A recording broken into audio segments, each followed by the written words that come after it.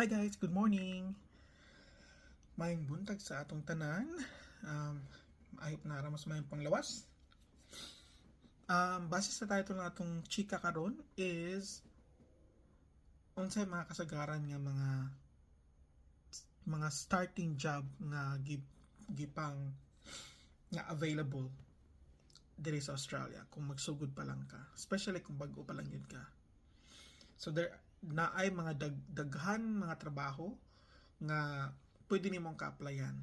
Pero dili siya kuan ha garantisado nga ma kuan ka masulod kas banga.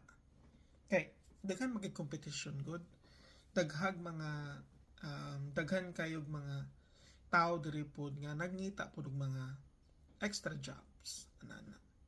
Again, kuan siya ha, depende sa imong visa, depende siya sa unsay kondisyon sa imong visa. Kung imong visa kay walay kondisyon nga pwede ka maka-work unlimited, daghan kay kag option. Mas madaghan ang imong option nga pilianan sa work nga imong ka-applyan. Pero kung kuan ka, limited imong work hours, kanang ang allowed nga work hours nimo limited ra.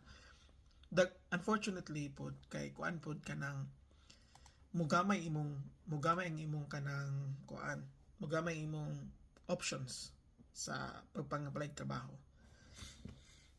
Ang kasagaran diri gyud sa mga nakit-an ko ha, nga na-observe nako sa mga Pilipino nga moanhi diri sa Australia. Kasagaran nila magsugod na nag-work sila, especially mga student visa holder, kay kuan na sila. Ang usually nga work nila is kitchen hand or kanang cleaner or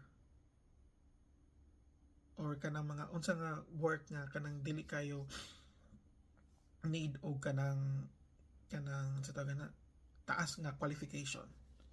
So mo na kasagaran nila work diri Ako personally pod akong pagsugod pag-abot ginako pod diri pag katong nanakoy kanakoy kuan visa nga pwede na ko mo work after sa akong pag-tourist nga visa kay kuan akong first nga trabaho is cleaner.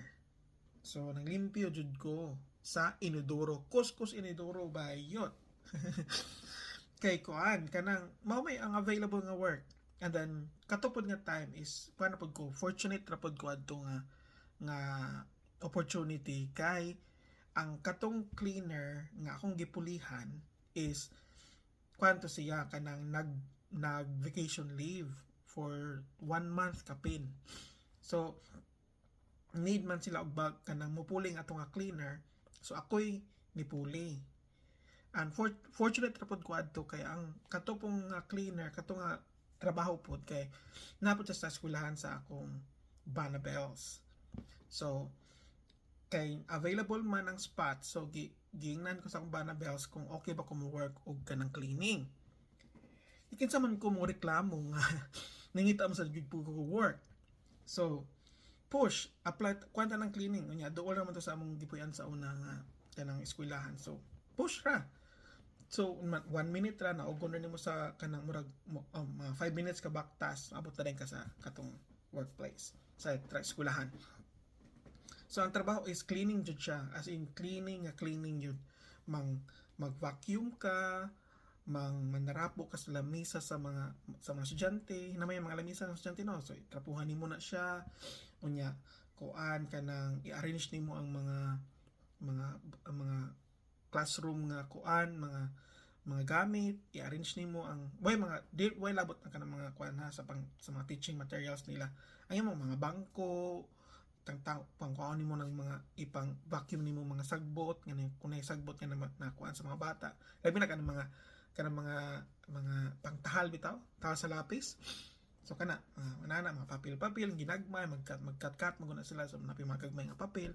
So mana nya paguman manglimpyo pug kag kuan. Nanglimpyo pug adto og kanang sa gawas nila kanang na mga sagbot no imo nang panghawanan para walay sagbot ang kanang ang ianan sa mga bata. Unya kung naa kay mapunitan nga mga plastics bitaw nga sa gawas nga nabutang sa gawas, so imong puniton pud siya imong putang sa kuan sa basurahan.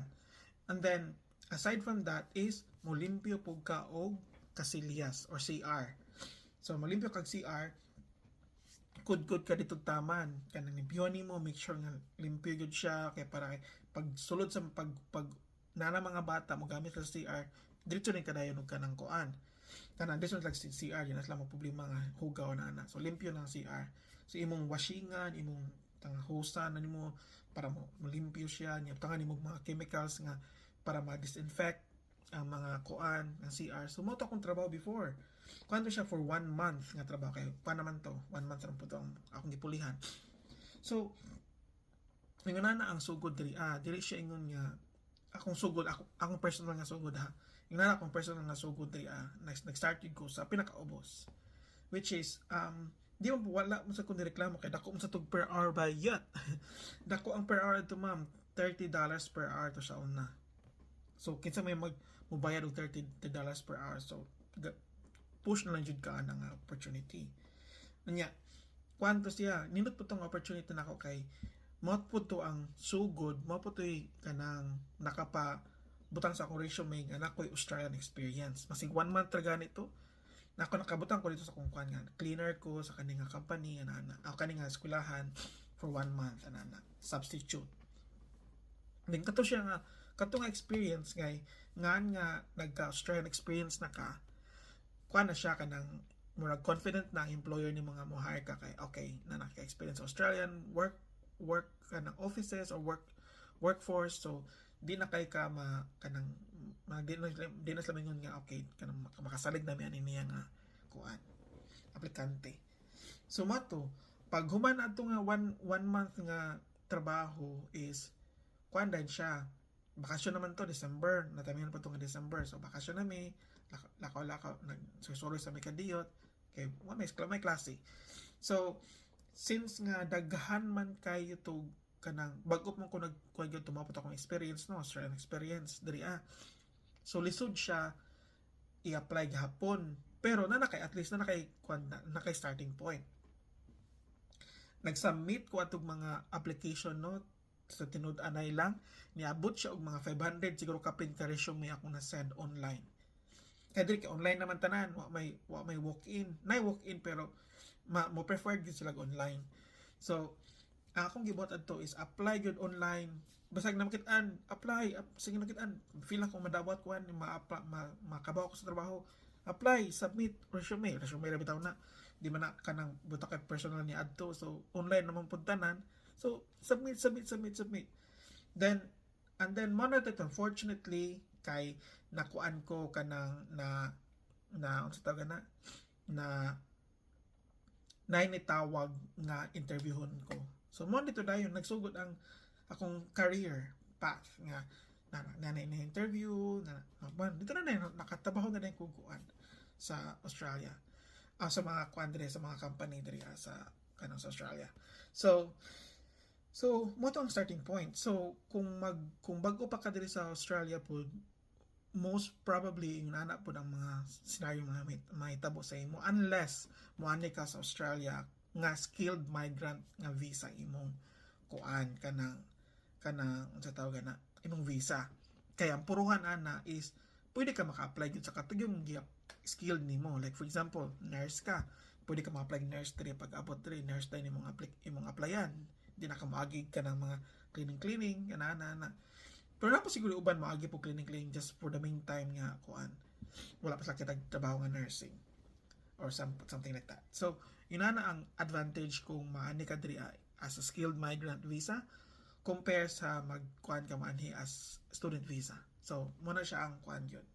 Mas preferred yun ang skilled migrant kay para diretso na ka PR, di na ka problema pa ana. So, muna siya guys. So, mo to akong ma-share sa pagkakaroon sa mga starting jobs kasagaran diri sa Australia. So kung bago pa lang ka sa kanang Australia, prepare yourself nga maski pag unsa ka imong profession sa Pilipinas, lahi gid mo maabot diri. So i-prepare na imong self daan para dili ka ma-shock, ha? So mo lang to siya guys. Enjoy your day. Then kita-kita na punta ugma.